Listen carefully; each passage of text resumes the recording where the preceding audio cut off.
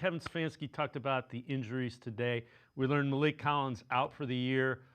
Conklin still in concussion protocol, and week to week for Wyatt Teller. So Collins is a big loss. That's a guy that I think really helped that line kind of elevate as a group.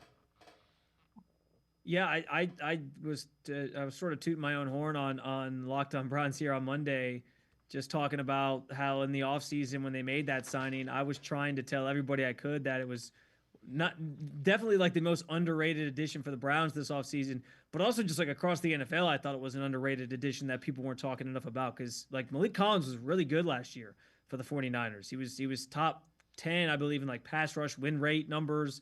And I think we've seen that again this year. He had his career high in sacks before this injury with 6.5 of them. Like he was putting together a really nice season. He was a key member of that interior alongside Mason Graham, and is part of the reason why Miles is closing in on this sack record because how good just across the board that group has been.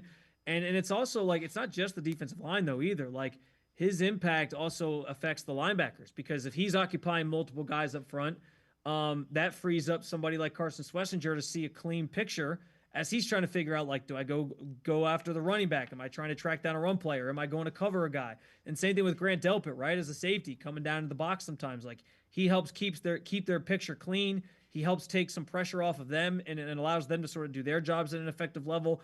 I think it's definitely a tough blow. The one positive in this for the Browns moving forward is like the deepest group they have on this team is their defensive line. So if there's a position group that you can, I don't want to say afford an injury because nobody wants to see Maliek Collins get hurt. He's obviously one of the better players on that group in general. But if there's a group where you can sort of survive it and figure it out, I think it is that group.